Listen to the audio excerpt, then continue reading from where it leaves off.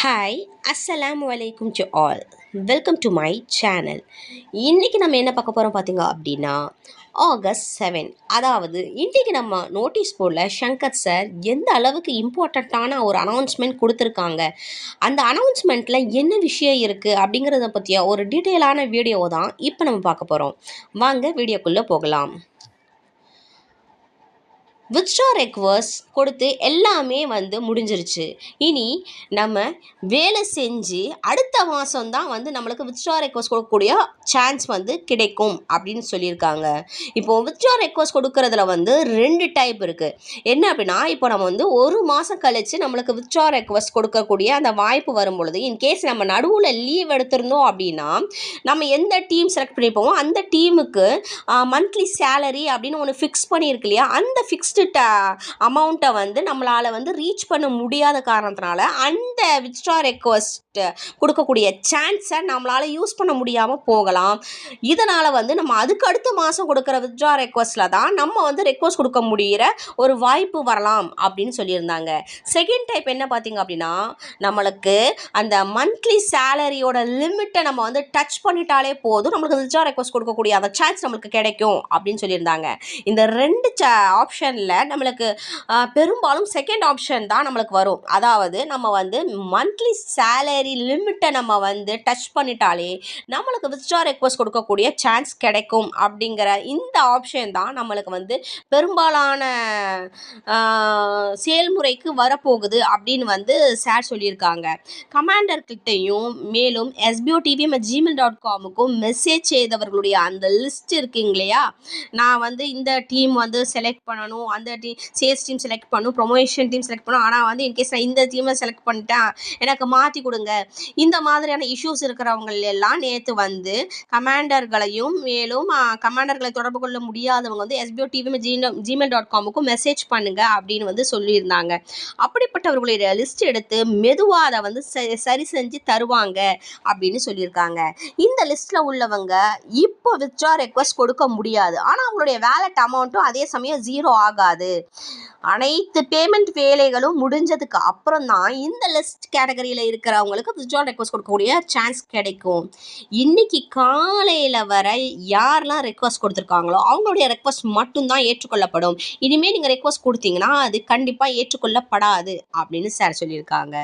அது மட்டும் இல்லாமல் ஒரு மிகப்பெரிய அனௌன்ஸ்மெண்ட், அதாவது பிடிஓ ஆஃபீஸ் செலெக்ஷனுக்கான ஒரு ஃபார்மேட்டை சார் வெளியிட்டிருக்காங்க. அந்த முறைப்படி நீங்கள் மெயில் பண்ணணும் அப்படிங்கிற ஒரு இன்ஸ்ட்ரக்ஷனும் கொடுத்துருக்காங்க. பிடிஓ ஆஃபீஸ் செலெக்ஷன் பற்றி சார் விரிவாக என்ன சொல்லியிருக்காங்க பார்த்தோம் அப்படின்னா, இன்னைக்கு இரவு 10 மணி வரைக்கும் மட்டும்தான் கால அவகாசம் இருக்குது, விருப்பம் உள்ளவங்க உடனே மெயில் அனுப்புங்க அப்படின்னு சொல்லியிருக்காங்க. இதுக்கு என்ன ஒரு தகுதி இருக்கணும் அப்படின்னு பார்த்தீங்க அப்படின்னா, நேரத்தை சரியாக கடைபிடிக்கணும், அப்பப்போ கொடுக்குற இன்ஸ்ட்ரக்ஷனை குறிப்பிட்ட நேரத்துக்குள்ளே பின்பற்றணும். இதுதான் முக்கியமான ஒரு தகுதி. முதல்ல வரும் மெயிலுக்கு தான் முன்னுரிமை வழங்கப்படும். பிடிஓ ஆஃபீஸர்ஸ் எஸ்பிஓடைய நிரந்தர ஸ்டாஃப்களாக மாற போகிறாங்க. எஸ்பிஓ சொன்ன நேரத்தில் செயல்படுத்துறதே இல்லை அப்படின்னு பல பேர் குற்றச்சாட்டுக்களை வச்சுருக்காங்க. அதை சரி செய்யக்கூடிய விதத்தில் தான் சொன்ன நேரத்தில் செயல்படுத்தும் ஆட்கள் எஸ்பிஓவிற்கு தேவை. அப்படிங்கிறதுனால தான் இந்த செலெக்ஷன், அதாவது பிடிஓ ஆஃபீஸர் செலெக்ஷன் நடைபெறுறதா சார் சொல்லியிருக்காங்க.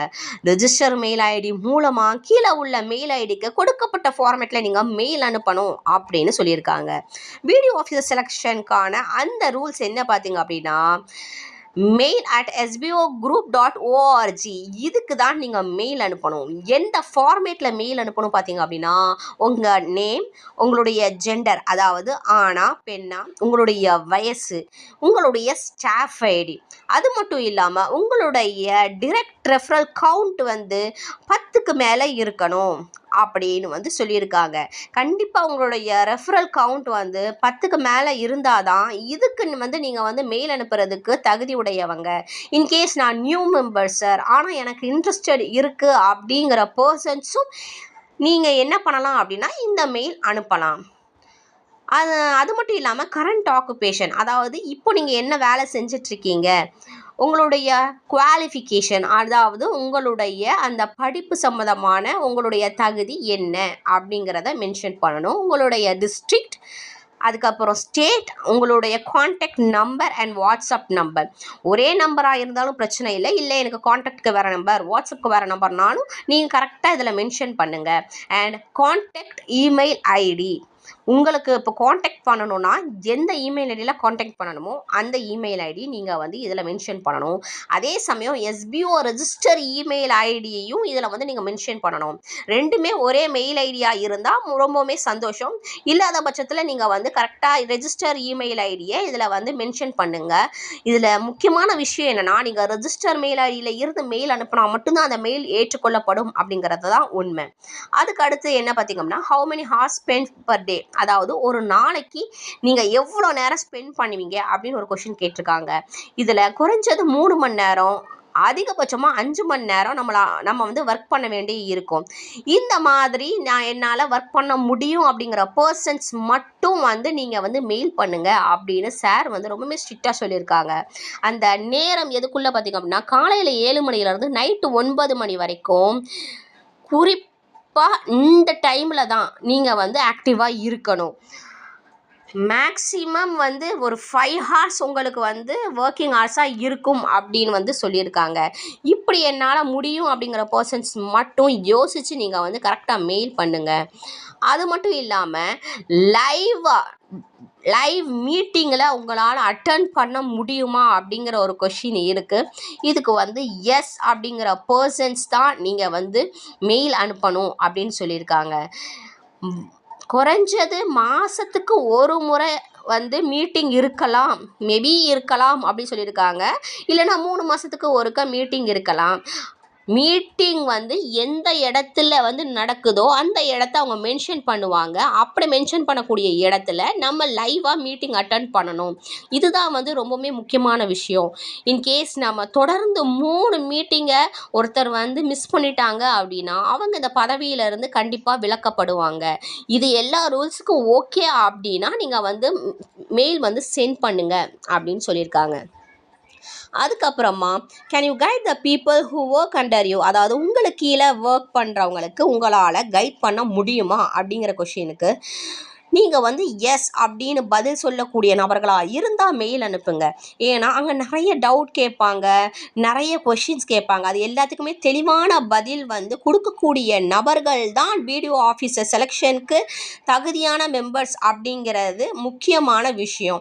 இது எல்லாம் இருந்துச்சு அப்படின்னா கண்டிப்பாக நீங்கள் வந்து மெயில் பண்ணுங்கள். இந்த ஃபார்மேட்டில் கரெக்டான பதில் எழுதி பதிலை டைப் பண்ணி நீங்கள் mail@sbogroup.org இதுக்கு வந்து மெயில் பண்ணுங்க. மறந்துடாதீங்க, ரெஜிஸ்டர் மெயில் ஐடியில் இருந்து மட்டும் மெயில் பண்ணுங்கள். அப்போ தான் அக்செப்ட் பண்ணப்படும்.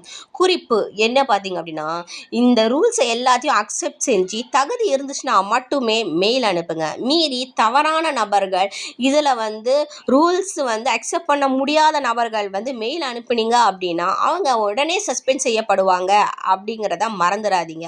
யூடியூபர்ஸ் இதை எல்லா மொழிகள்லையும் மக்கள்கிட்ட கொண்டு போய் சேருங்க. ஏன் அப்படின்னா அனைத்து மாநில மக்களுக்கும் இதில் வந்து வாய்ப்பு வழங்கப்படும். ஸோ எல்லாருமே வந்து இது குறித்த விஷயத்தை யூடியூபர்ஸ் மக்களுக்கு தெரிவிங்க அப்படின்னு வந்து சார் சொல்லியிருக்காங்க. வித்ட்ராவல் ரெக்வஸ்ட் எப்போது கிரெடிட் ஆகும், வேலை எப்போ ஸ்டார்ட் ஆகும் என்பது குறித்த இந்த விரிவான ஆடியோ வந்து சார் இன்னைக்கு நைட் இல்லைனா நாளைக்கு கொடுப்பாங்க. ஸோ வெயிட் பண்ணி பார்க்கலாம். எல்லாருக்குமே வேறு வேறு ஸ்டாஃப் ஐடி வரப்போகுது, அக்ரிமெண்ட்லாம் வரப்போகுது.